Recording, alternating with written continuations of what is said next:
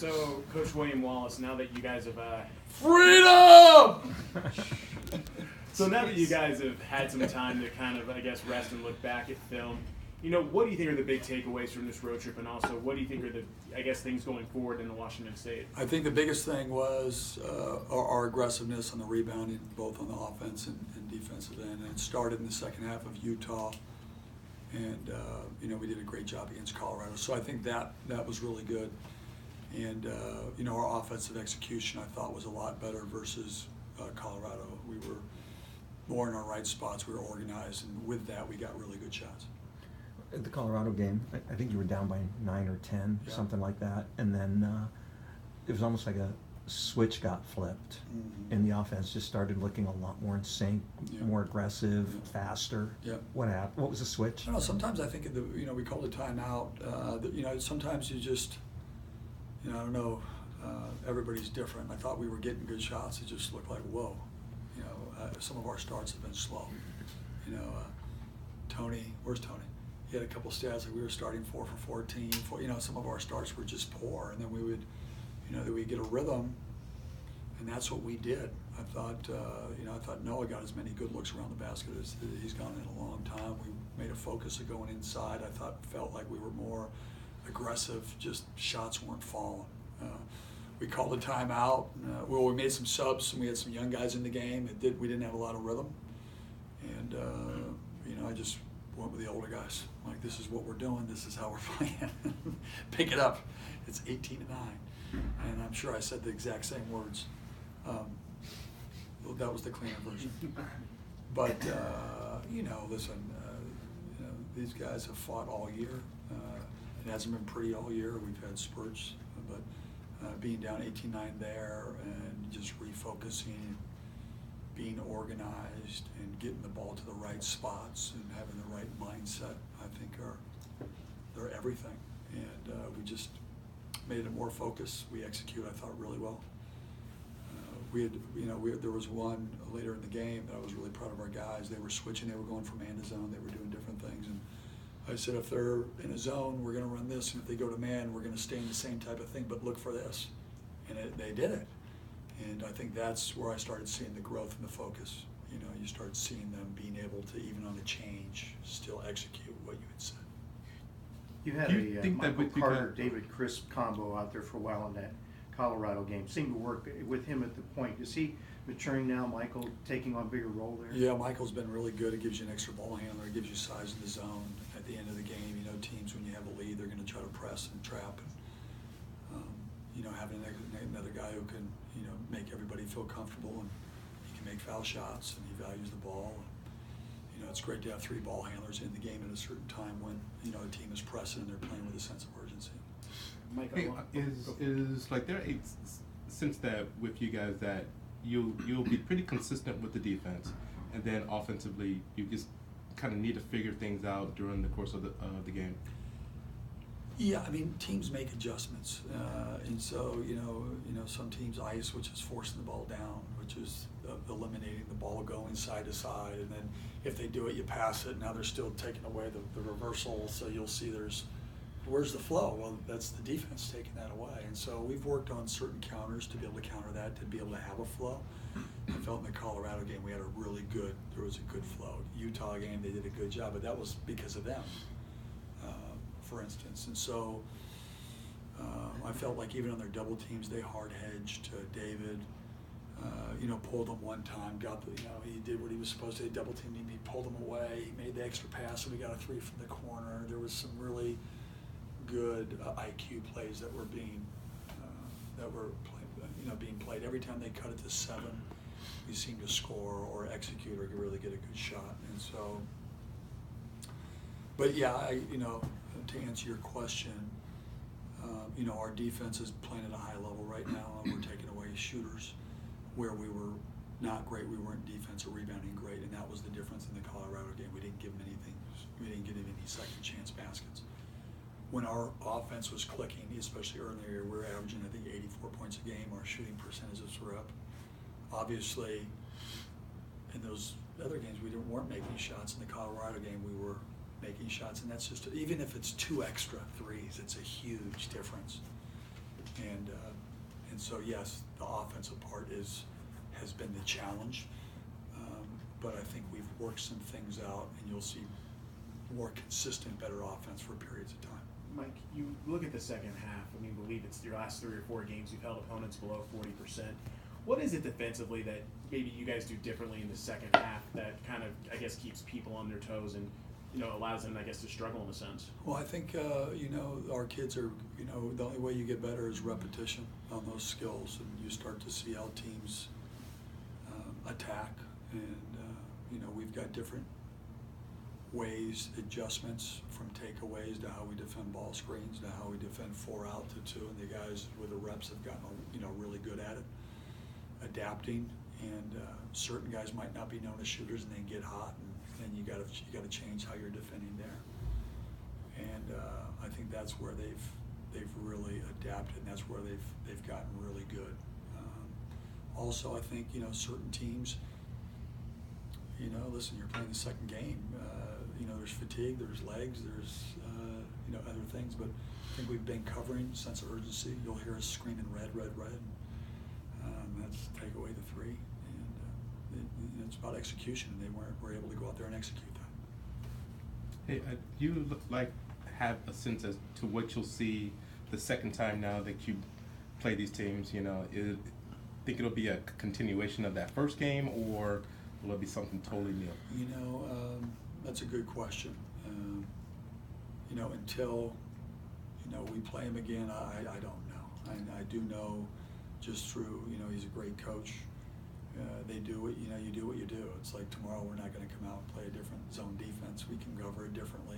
They shoot threes. They're one of the best 3-point shooting teams. They're number 1 in effective field goal percentage in our league. Could they do something different defensively? No question. The good thing when you play in a league of this caliber and you play a preseason schedule that we played, you've seen mostly everything. Now you might have to call a timeout and adapt and adjust. That happens. That's part of this strategy piece. But we know them pretty well. They know us pretty well, and it's going to be can we execute our game plan, which will be, again, take away their 3-point shooters. Now, if we can rebound the ball at the level that we did in our last game, then we're going to be, we know we've gotten that taken care of, and that's been one of our strengths. What role do David and Matisse play in making sure you can take away the 3-point shooter? We obviously know Deion Sanders up there is incredible, and David's been really, really good too. When you're playing some of these great penetrating guards that get into the gaps and get in the lane, he's different. Like he doesn't have the stats of the steal and the block because Matisse is just a different guy. But the David going under, keeping guys in front, end of a shot clock. A lot of those guys, they've had a hard time getting in the lane. Not only taking away the 3, but taking them out of their penetration and their comfort level. And so and when you got veteran players of their level and they're buying in, they make it very difficult for the opposing team to get any good looks. What are your thoughts on 206 night and near sellout and rival game? And listen, I'm just, I think there's 200 tickets left for the game, and for the community, for the city of Seattle, and to get everybody here and get those tickets sold, and we've got 3 home games in a row. I think it's just it's a tribute to not only this great city, great rivalry versus Washington State.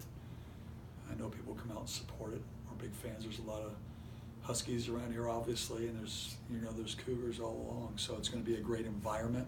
That's what makes college basketball great, are the rivalries. I think for our players to be able to get a sellout, shows that their hard work is paying off and that people are following them, and there's some enthusiasm, which they get a lot of credit because they're going out there and doing it. I think it'll be a great night. It'll be a great week of Husky basketball. It's a great opportunity. Every time that you get an opportunity to play in this league and to win a game and to be able to compete at the highest level, that's why you come to a school like this, and to see a sellout, to see the dog pack, and we've got one of the best home courts on the West Coast, and hopefully it can end up being one of the best home courts in the country. Do you think Couple that more guys. do you think that your guys will need to sort of maybe manage their emotions? Maybe what the last 2 times that you guys had a big crowds here, it didn't. Yeah, listen. At the end of the day, we had lost to a couple really good teams. Gonzaga's pretty good. Those are rivalry, and it's a big deal. We just, we hadn't played our best basketball at home yet, and we're close. And I know having that home court advantage and having the fans going crazy, and hopefully we sell out. It's a big difference to say, well, we had 9,400 rather than no, we sold out the last 3 games. That is a huge statement, and that's what we're trying to do. Let's sell out. Let's go out. And I think through those experiences we've learned, from I think you're saying the excitement, man, it's a big thing. It's real. And I can even walked out and go, oh my Lord, look at this. I had to hold myself back from doing it. Come on, it's like this flow of adrenaline that's going. Seriously, you walk out there and you're like, oh my Lord. Then they play the 2, our tougher together thing, and you're getting the chills. You're all lit up, and then you got a great competitor over there, and it's, let's go. This is on. And, part of that through our experience, I think we'll learn from the Stanford game, the Gonzaga game, and that's what's cool about being a coach is that progression. And hopefully we have a great week. I know it'll be a great opportunity. A little off topic, but have you had any communication with Jim Hayford and what it's like to kind of be a first-year head coach in a major city like Seattle? You know what? We talked a lot at the beginning. I say talked a lot. We had 2 conversations, and Jerry Hobby had known him. Larry Brown became a mentor and a coach, and Jerry had worked with Larry Brown. So I'm sure after the year, we had said after the game, Coach, good luck the rest of the year. And at the end of the year, we go, have some lunch and talk about our experiences. But that's the great thing about the coaching fraternity. And when you got really good coaches locally, you get, in the offseason, you get a chance to connect, learn, grow. And I know I'll spend my time, spending time with him for sure. You said Larry Brown's a connection between both of you, right? What's your history with Larry Brown? Well, Jerry Hobby, who's on our staff, worked for Larry at SMU. And so there was one Final Four that was in, is it Houston? Where am I? Dallas? In Dallas. And I spent the whole time going over and spending time. I was studying pressing at the time, so I was going over with a coach, and we would go over SMU, and I spent time with Coach Brown and Tim Jankovich, who's the head coach there now, and Jerry. And when we were playing Seattle, Jerry had talked about how Coach Brown really respected Coach Hayford and their style and their system, so there was that connection. So that's pretty cool. Okay. Anything else? Coach, your thoughts about Pearl Jam's big shows, the Safeco Field? Are you kidding August me? 8th, Don't August make me start doing push-ups right here. Listen, I get so juiced. Listen, I've seen them. I'm so excited, and not only that, but the coming home and what they're doing for homelessness. I think the big thing is obviously their music. I could go through each one of their songs that brings out an emotion of what I've dealt with in the past. Music is therapy. It's motivational. It's depressing. It's got everything. And during my period, that was, that was, from getting ready for a big game to getting in the weight room to doing all those things. But the thing that you see what they do is they make such a big impact in the community and their philanthropy. And that's what even makes them bigger stars for me is, they come out and not only promote their show, but what they're going to do to help the city. And, I will be there. Trust me on that. If I got to jump over a fence, hide around there, I'm going. You're going to see me. You're going to be like, damn, is that Coach Hop? Yes! Over the top. Go Dogs. Thanks, Coach. So juiced.